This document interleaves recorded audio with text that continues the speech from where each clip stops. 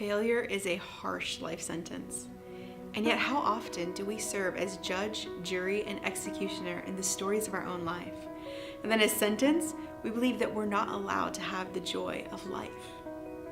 We go through a mistake or not so shining moment in our life, and then we brand ourselves failure.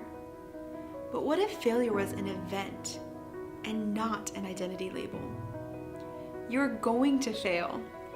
Without failure, there's not innovation. Without trying, there's no leading the way for the new. Failure is part of it. And here's the thing. We can actually own our part in the story, own the failure, and then move on. And that's how we make sure that it doesn't become branded on our forehead. You see, you might have hurt someone. You might have made a choice that now has consequences. You might have gone through a season of life in which now we've got to go back and fix a couple of things. But you have to start by owning it. And you own it when you allow yourself to disassociate from the shame of the moment. Man, if there's guilt or if there's shame because of something that you did, work through that. Make amends. But don't let it eat at your identity. See, shame is very cruel. Guilt can be healthy because it can identify what is wrong and then how to make it right. But shame doesn't offer you that pathway. It just beats on you again and again, saying, you are wrong, you are wrong, you are wrong.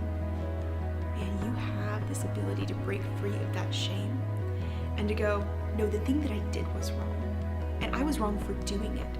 But I own it, I'm gonna make amends, and now I'm gonna be free of it. That's how you move through failure.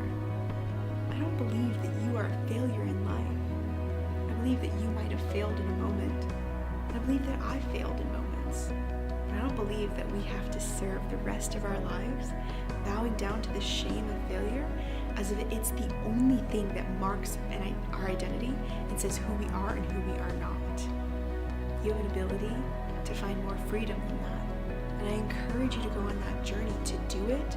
You might need guidance. You might need some voices of support to help you through that. Don't be afraid to talk about a moment in which it wasn't your best moment. You might find compassion on the other end. You might find someone saying, me too. You might find a friend, and you might find that support to work through it and then find that freedom you've been looking for. It's worth finding, and I can't wait for you to go out there and see your identity be changed because of it. Own your part, but don't take responsibility for somebody else's percentage of the problem. You can only own your half, not somebody else's. Don't burden yourself with something that you actually can't own because you can't even work through somebody else's part.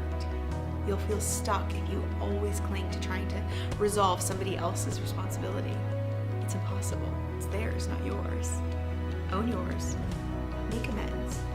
Do the right thing. Assign appropriate responsibility to others. And you'll find you can actually have the freedom to navigate through failure. Because it's true, you may have failed, but you are not a failure.